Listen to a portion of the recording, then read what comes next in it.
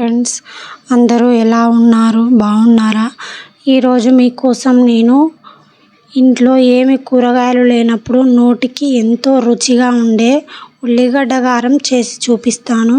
దీనికోసం స్టవ్ వెలిగించి మూకుడు పెట్టి నూనె వేసి, నూనె వేడైన తర్వాత 1 స్పూన్ శనగపప్పు, 1 స్పూన్ మినప్పప్పు వేసి, అలాగే 1/2 టీ స్పూన్ ధనియాలు, 1 స్పూన్ జీలకర్ర వేసి అన్నీ ఒకసారి కలపాలి.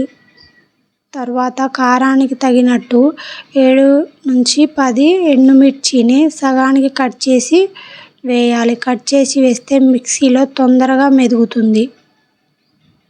వీటన్నింటిని బాగా కలిపిన తర్వాత 2 రెమ్మల కరివేపాకు వేసి అన్నీ బాగా ఫ్రై అయ్యేలా మీడియం ఫ్లేమ్లో వేయించాలి. తరువాత వీటన్నింటిని మిక్సీ జార్లోకి తీసుకోవాలి.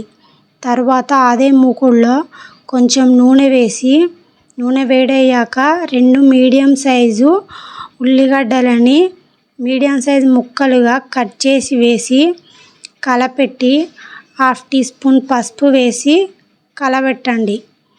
తర్వాత ఉల్లిగడ్డలు ఫ్రై అవ్వడానికి 1/2 టీ స్పూన్ ఉప్పుని వేసి, తర్వాత చిన్న నిమ్మకాయ సైజ్ అంతా చింతపండు వేసి బాగా కలుపుతూ అడుగు మాడకుండా ఉల్లిగడ్డలు మగ్గే వరకు వేయించండి.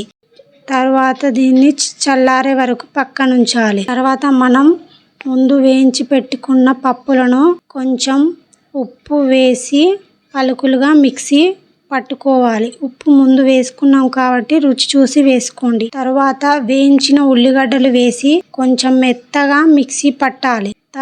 తర్వాత తాలింపు కోసం గిన్నెలో కొంచెం ఆయిల్ వేసి, ఆయిల్ వేడయ్యాక శనగపప్పు, మినప్పప్పు, ఆవాలు, జీలకర్ర, 1 రెమ్మ కరివేపాకు వేసి, కొంచెం పసుపు వేసి, ఇంగువ చిటికెడు వేసి కలపెట్టాలి.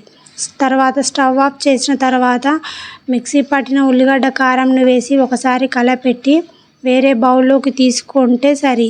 వేడి వేడి అన్నంలోకి కారం పుల్లగా కారంగా చాలా బాగుంటుంది. నచ్చితే ఒక లైక్ చేయండి. ప్లీజ్ మన ఛానల్ని సబ్స్క్రైబ్ చేసుకోండి. Thank you for watching.